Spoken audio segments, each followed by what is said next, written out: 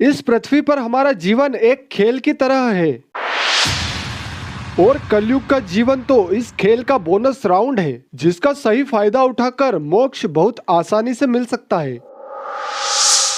कलयुग में मन से किए पाप की सजा नहीं मिलती। हम सब बहुत महान आत्माएं हैं, तभी हमारा कलयुग में जन्म हुआ है।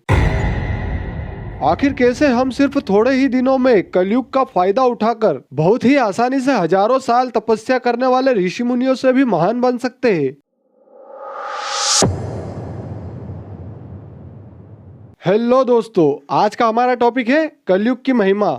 दोस्तों, जैसा कि आपने सुना होगा कि कलयुग में चोरी, बलात्कार, पाखंड, धोखा देना आदि पाप बहुत मात्रा में होंगे। और जैसा कि हम जानते हैं कि कलयुग अभी शुरू ही हुआ है और ये सभी तरह के पाप हमें देखने और सुनने को मिल रहे हैं। लेकिन दोस्तों, वो कहते हैं ना कि हर सिक्के के दो पहलू होते हैं।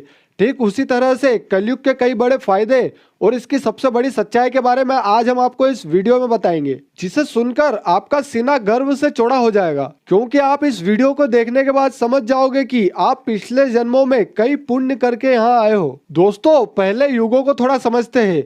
पृथ्वी पर 4 युग होते हैं, जैसा कि आप अपनी स्क्रीन पर देख सकते हैं। सतयुग, त्रेता युग, द्वापर युग और कलयुग। सतयुग की अवधि यानी ड्यूरेशन 17,28,000 साल। त्रेता की, जिसमें श्री राम का अवतार हुआ था, उसकी अवधि 12,96,000 साल। द्वापर, जिसमें श्री कृष्ण का अवतार हुआ, 8,64,000 साल। और कलयुग जो अभी चल रहा है, उसमें 4,32,000 साल होते हैं। तो दोस्तों, जैसा कि अगर हम इसे ऑब्जर्व करें तो क्लियर समझ आता है कि जैसे जैसे नए युग आए, युगों की ड्यूरेशन कम होती गई और इस कम ड्यूरेशन के साथ साथ उन युगों में उत्पन्न होने वाले सभी जीवों की एज, हाइट, ज्ञान आदि भी कम होते गए। जैसे सतयुग में मनुष्य की औसत आयु 1,00,000 वर्ष हुआ करती थी और उनका शरीर बहुत बड़ा और बलशाली होता था। त्रेता में यह औसत उम्र घटकर 10,000 वर्ष हो गई। द्वापर में यह 1,000 वर्ष और कलयुग में 100 वर्ष है। और जैसे जैसे कलयुग आगे बढ़ेगा, इसमें मनुष्यों की औसत उम्र 30 साल, 20 साल और कलयुग के अंत तक और भी कम हो जाएगी। दोस्तों, यह सब सिस्टम भगवान और महान देवताओं द्वारा संचालित होता है, जिसमें चीजें उनके द्वारा पहले से प्रोग्राम किए गए सिस्टम के कारण अपने आप बदलती है। तो अब बात आती है कि कलयुग की महिमा या महानता का इससे क्या लेना देना। तो दोस्तों, सतयुग में ऐसा माहौल होता है कि हर किसी का मन खुशी ज्यादा महसूस करता है, जिससे सतयुग के वासी पाप बहुत कम करते हैं। उन्हें किसी भी चीज की कमी नहीं होती है। और फिर युग जैसे जैसे आगे बढ़ते हैं तो पाप और पुण्य कर्म करने की ह्यूमन टेंडेंसी में बदलाव आता है। और कलयुग में फिर ऐसा माहौल होता है कि हमारे आसपास की हर एक चीज हमें पाप की ओर धकेलती है। मतलब ये कि कलयुग में जिसमें अभी हम रह रहे हैं, यहाँ रहना और ईमानदारी, सुख, पुण्य आदि सभी अच्छी अच्छी चीजों को अपने नियंत्रण में रखना यहाँ बहुत बड़ी बात है। इसीलिए हमें यहाँ कुछ ऐसी चीजों के पाप नहीं लगते जो सतयुग आदि में लगते थे, जैसे मन से कोई पाप करना। दोस्तों, मन से कोई भी पाप करने का मतलब है मन में ही किसी ऐसे कार्य को सोचना जो पाप है। जैसे किसी स्त्री के बारे में काम भाव जाग जाना जो बहन या माता तुल्य हो, भगवान के बारे में कोई गलत ख्याल आना या मन से भगवान का अपमान कर देना आदि ऐसी चीजों का पाप भी कलयुग में नहीं लगता। लेकिन दोस्तों सावधान,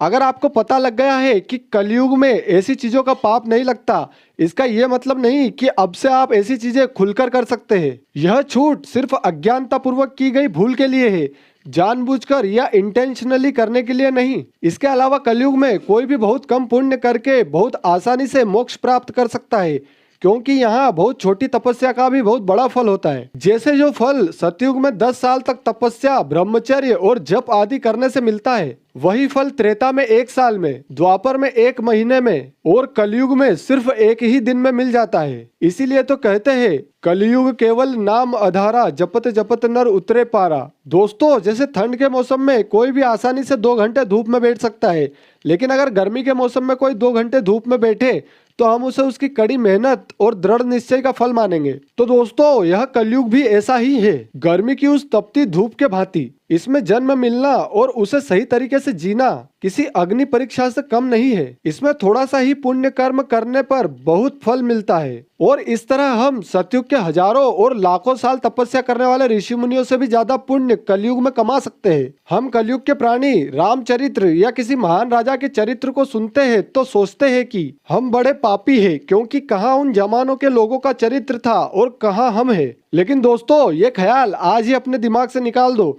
क्योंकि जैसा कि मैंने बताया कि उस जमाने में पुण्य या अच्छे काम करना बहुत ही आसान था। ये सब ठीक वैसा ही है कि 100 लेवल्स के वीडियो गेम का फर्स्ट लेवल बच्चे भी आसानी से खेल लेते हैं और लेवल पार कर जाते हैं, लेकिन 60-70 लेवल पर खेलना बहुत ज्यादा डिफिकल्ट है। कहने का मतलब है कि हम कलयुग के सभी वासी, फिर चाहे वह महान तपस्या करने वाला कोई संत हो, कोई ज्ञानी ब्राह्मण हो या कोई बलात्कार या हत्या करने वाला पापी हो, हम सब पिछले जन्मों में बहुत महान लोग थे, तभी यहाँ कलयुग में जन्म मिला है और मौका मिला है मोक्ष पाने का। आज पृथ्वी पर जितने भी मानव है, जिस भी जात या धर्म में वे पैदा हुए हैं, अपने पिछले जन्मों के बहुत महान कर्मों के कारण ही उन्होंने यहाँ जीवन पाया है। और उनमें भी ब्राह्मण और दूसरे धर्म के मौलवी जी या पादरी जी आदि बहुत अच्छे अच्छे कर्मों के कारण ऐसे घरों में पैदा हुए हैं जहाँ उन्हें भगवान अल्लाह गॉड का ज्ञान उनके परिवार से ही मिल गया। दोस्तों, इस कलयुग में आपको भ्रम में डालने के लिए भगवान की माया अपनी सारी ताकत लगा देगी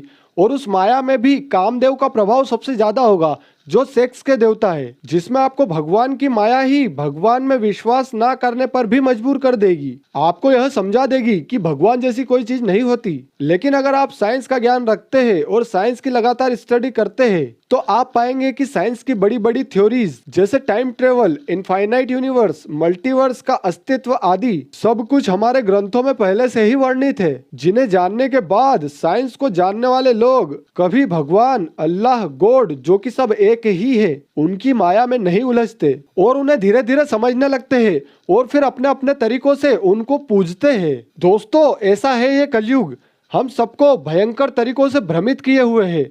हम सब कलयुगवासी बहुत पुण्यवान लोग हैं, तभी तो हमारा यहाँ जन्म हुआ है। हमें यहाँ भ्रमित करने के लिए लड़कियां हैं, लड़कियों को भ्रमित करने के लिए लड़के हैं, महंगी कार्स, महंगे मोबाइल्स, शानदार लाइफ स्टाइल की सभी चीजें आदि सब माया की रस्सियों जैसे है। कहने का मतलब है कि हमें इन सभी चीजों का ऐसे उपयोग करना चाहिए कि हमारा काम भी हो जाए और हम इनके लालच में भी ना पड़े, क्योंकि ये तो आप भी जान गए होंगे कि इस लालच का कोई अंत नहीं है। It's like infinite loop. जिसके पास पैर नहीं है उसे पैर चाहिए, पैरों वाला व्यक्ति साइकिल चाहता है, साइकिल वाला बाइक और बाइक वाला छोटी कार चाहता है, छोटी कार वाला बड़ी कार के लालच में रहता है। हाँ, हमने आगे बढ़ने का प्रयास भी जरूर करते रहना चाहिए, लेकिन बिना ज्यादा लालच के, बिना ज्यादा मोह के, और इस असलियत को समझते हुए कि यहाँ सब कुछ नश्वर है।